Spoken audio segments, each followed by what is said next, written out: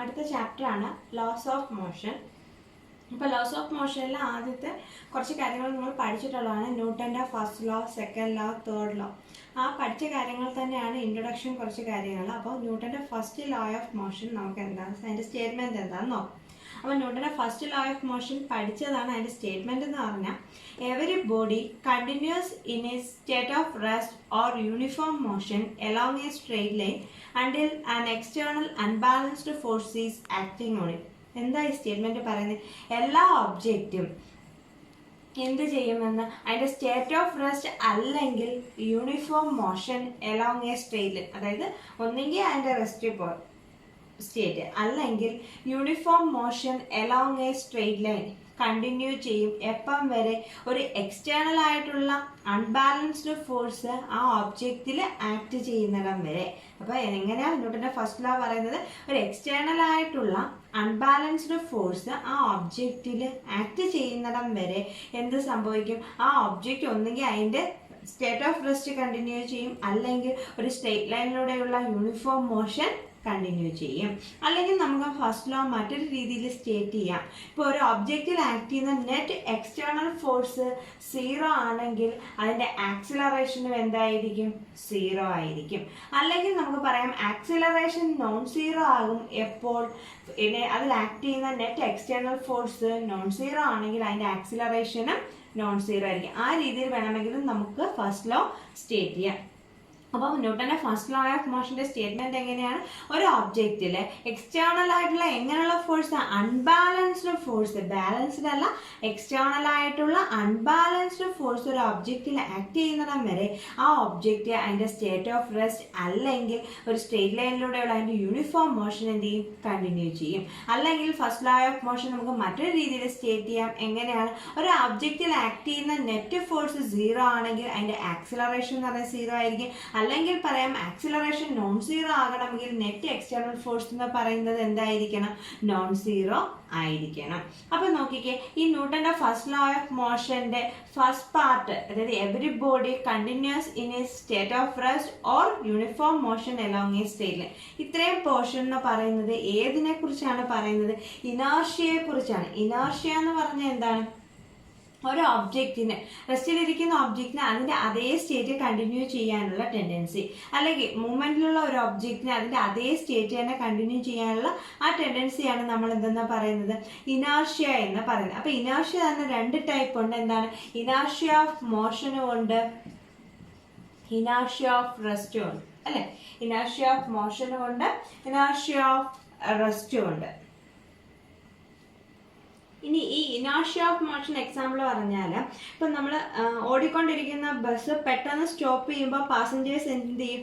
മുന്നോട്ടായി, അല്ലേ? അതായത് ഓടിക്കൊണ്ടിരിക്കുന്ന ബസ് പെട്ടെന്ന് സ്റ്റോപ്പ് ചെയ്യുമ്പോൾ പാസഞ്ചേഴ്സ് മുന്നോട്ടാവും എന്ന് പറഞ്ഞാൽ അത് നമ്മുടെ ബോഡി എന്ന് പറയുന്നത് ഇനേർഷ്യ ഓഫ് മോഷനിൽ കണ്ടിന്യൂ ചെയ്യണം, അല്ലേ? ആ ബസ്സിനൊപ്പം മൂവ് ചെയ്തുകൊണ്ടിരിക്കുകയാണ് നമ്മുടെ ബോഡി. അപ്പോൾ പെട്ടെന്ന് ബസ് സ്റ്റോപ്പ് ചെയ്യുമ്പോഴും നമ്മുടെ ബോഡിക്ക് ആ മൂവ്മെൻറ്റിൽ തന്നെ തുടരാനുള്ളൊരു ടെൻഡൻസി ഉണ്ട്. അതുകൊണ്ടാണ് എന്ത് ചെയ്യുന്നത്?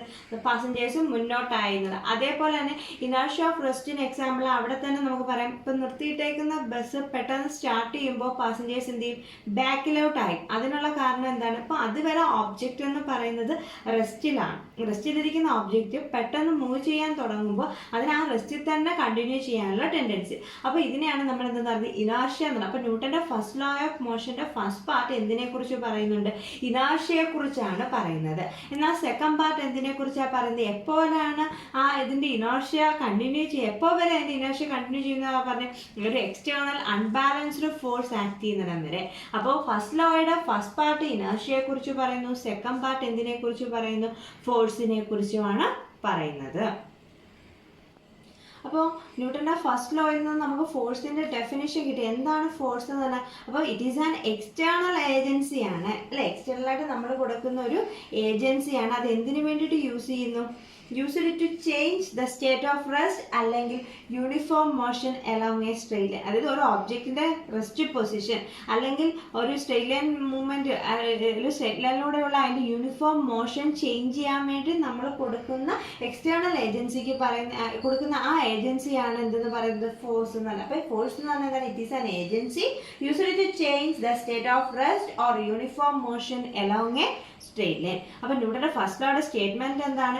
Every body continues in a state of rest or uniform motion along a straight line until an external unbalanced force is acting on it. അതായത് ഒരു എക്സ്റ്റേണൽ അൺബാലൻസ്ഡ് ഫോഴ്സ് ആക്ട് ചെയ്യുന്നതിന് വരെ എല്ലാ ഒബ്ജക്റ്റും അതിന്റെ സ്റ്റേറ്റ് ഓഫ് റെസ്റ്റിൽ അല്ലെങ്കിൽ ഒരു സ്ട്രെയിറ്റ് ലൈനിലൂടെയുള്ള യൂണിഫോം മോഷൻ എന്ത് ചെയ്യും, കണ്ടിന്യൂ ചെയ്യും. അപ്പോൾ അല്ലെങ്കിൽ മറ്റൊരു രീതിയിൽ നമുക്ക് ഫസ്റ്റ് ലോ സ്റ്റേറ്റ് ചെയ്യാം എന്ന് പറഞ്ഞാൽ ഒരു ഒബ്ജക്റ്റിലെ നെറ്റ് എക്സ്റ്റേണൽ ഫോഴ്സ് 0 ആണെങ്കിൽ അതിന്റെ ആക്സിലറേഷൻ എന്തായിരിക്കും, 0 ആയിരിക്കും. അല്ലെങ്കിൽ നമുക്ക് പറയാം ആക്സിലറേഷൻ നോൺ സീറോ ആകണമെങ്കിൽ നെറ്റ് എക്സ്റ്റേണൽ ഫോഴ്സ് എന്താകണം, നോൺ സീറോ ആകണം.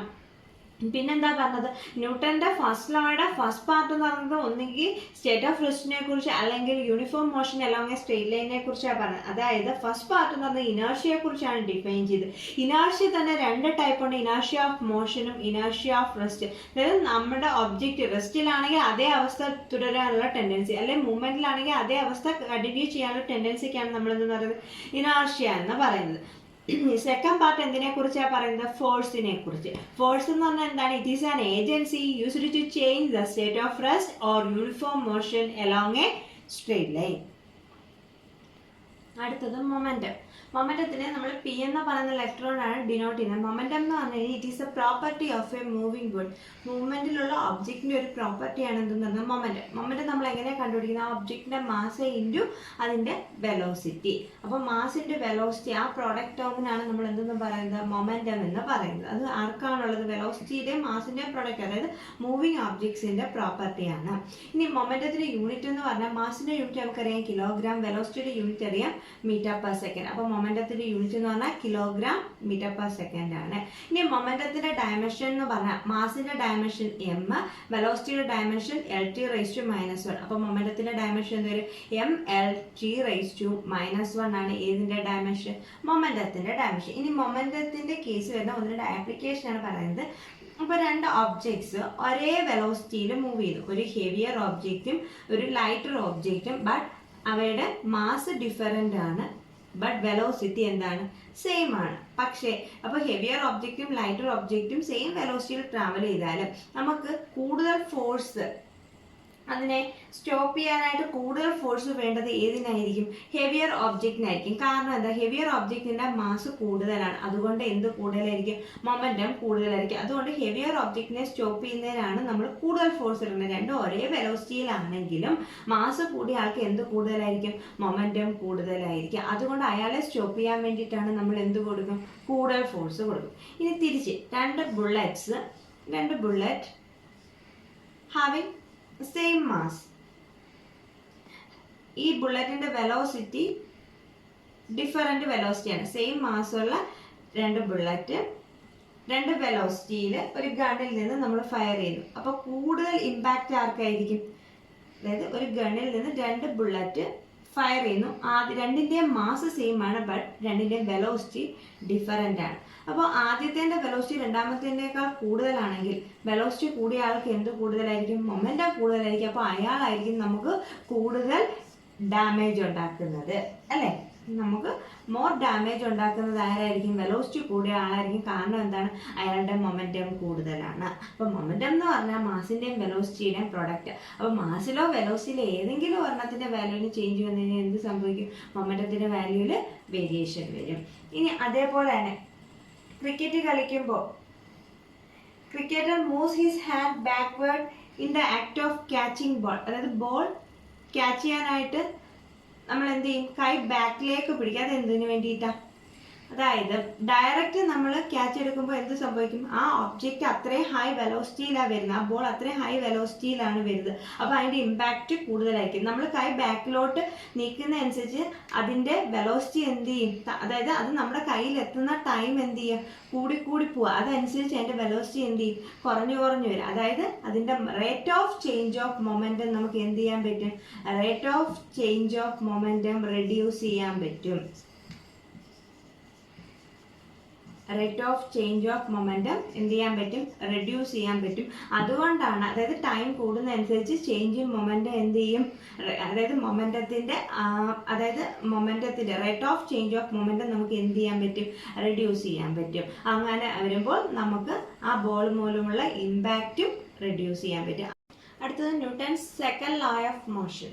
അപ്പോൾ ന്യൂട്ടൻ്റെ ഫസ്റ്റ് ലോ ഫോഴ്സിൻ്റെ ഡെഫിനേഷൻ തരുമെങ്കിൽ ന്യൂട്ടൻ്റെ സെക്കൻഡ് ലോ എന്ന് പറയുന്നത് ഫോഴ്സിൻ്റെ ഇക്വേഷനെ കുറിച്ചുള്ള ഐഡിയ ആണ് തരുന്നത്. അപ്പോൾ ന്യൂട്ടൻ്റെ സെക്കൻഡ് ലോയുടെ സ്റ്റേറ്റ്മെൻറ്റ് എന്ന് പറഞ്ഞാൽ the rate of change of momentum of a body is directly proportional to external unbalanced force and takes place in the direction of force. അതായത് ഒരു ബോഡിക്ക് ഉണ്ടാകുന്ന rate of change of momentum എന്ന് പറയുന്നത് ഏതിന് ഡയറക്ട്ലി പ്രൊപ്പോർഷണൽ ആണ്, external unbalanced ഫോഴ്സിന് directly proportional ആണ്. എന്നിട്ട് ആ ചേഞ്ച് നടക്കുന്നത് ഏതിൻ്റെ ഡയറക്ഷനിലാണ്, ഫോഴ്സിൻ്റെ ഡയറക്ഷനിലാണ്. അപ്പം നമുക്ക് പറയാം എക്സ്റ്റേണൽ അൺബാലൻസ്ഡ് ഫോഴ്സിന് ഡയറക്ട്ലി പ്രൊപ്പോർഷണൽ ആണ് എന്തെന്ന് പറയുന്നത്, rate of change of momentum എന്നാണ്. അപ്പോൾ സെക്കൻഡ് ലോയുടെ മാത്തമാറ്റിക്കൽ ഫോം എന്ന് പറഞ്ഞാൽ എന്താണ്, F is directly proportional to D P by D T. അപ്പോൾ ന്യൂട്ടൻ്റെ സെക്കൻഡ് ലോയുടെ സ്റ്റേറ്റ്മെൻറ്റ് എന്ന് പറഞ്ഞാൽ എന്താണ്, the rate of change of momentum of a body is directly proportional to external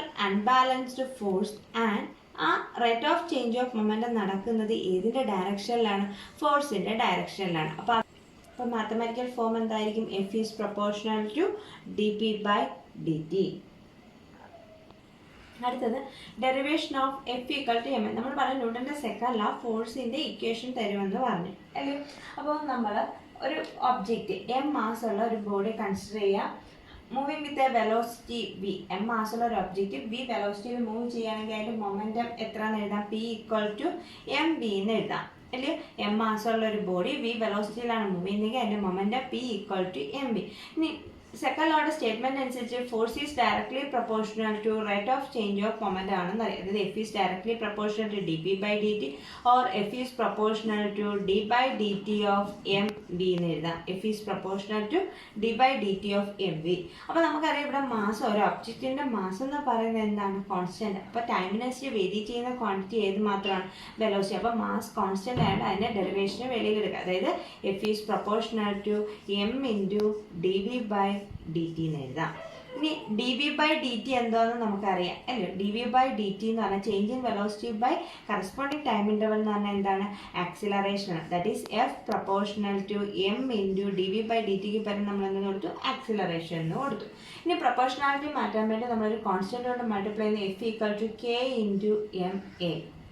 ഇനി പുട്ട് കെ ഈക്വൽ ടു 1, ഈ കോൺസ്റ്റൻ്റെ വാല്യൂ 1 എന്ന് കൊടുത്തു കഴിഞ്ഞാൽ നമുക്ക് ഫോഴ്സിൻ്റെ ഇക്വേഷൻ എന്തിട്ട് F equal to M A എന്ന് കിട്ടും. F equal to M A.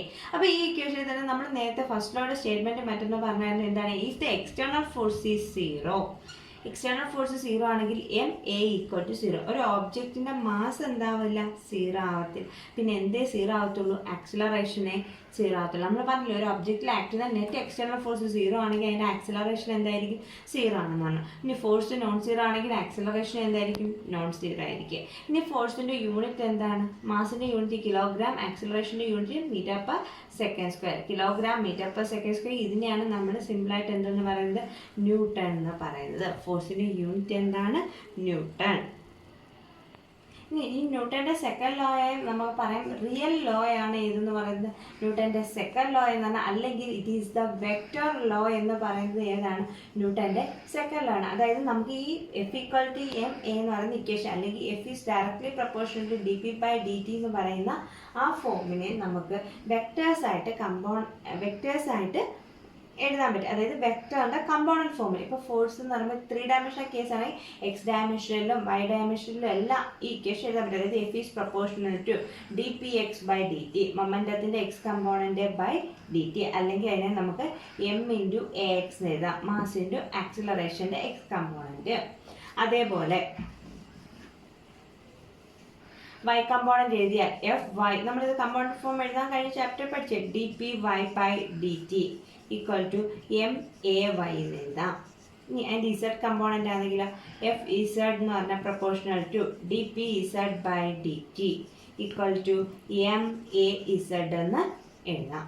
അതായത് സെക്കൻഡ് ലോ ഓഫ് ന്യൂട്ടൻ്റെ സെക്കൻഡ് ലോയെ നമ്മൾ പറയുന്ന പേരാണ് റിയൽ ലോ അല്ലെങ്കിൽ വെക്റ്റർ ലോ. നമുക്ക് ആ ഇക്വേഷനെ വേണമെങ്കിൽ എങ്ങനെ എഴുതാം? വെക്റ്റർ ഫോമിൽ എഴുതാം, അല്ലെങ്കിൽ അതിൻ്റെ 3 കമ്പോണൻ്റ് ഫോമിൽ നമുക്ക് ഇതിനെ എഴുതാൻ പറ്റും. അപ്പോൾ ന്യൂട്ടൻ്റെ സെക്കൻഡ് ലോ ആണ് ഫോഴ്സിൻ്റെ ഇക്വേഷനെ കുറിച്ചുള്ള ഐഡിയ. ഫോഴ്സിൻ്റെ ഇക്വേഷൻ എന്താണ്? F=m×a ആണ്. അടുത്തൊരു problem. An astronaut accidentally gets separated out of his small spaceship accelerating in interstellar space at a constant rate of 100 meters per second square. What is the acceleration of the astronaut the instant after he is outside the spaceship? Assume that there is no nearby stars to exert gravitational force to him.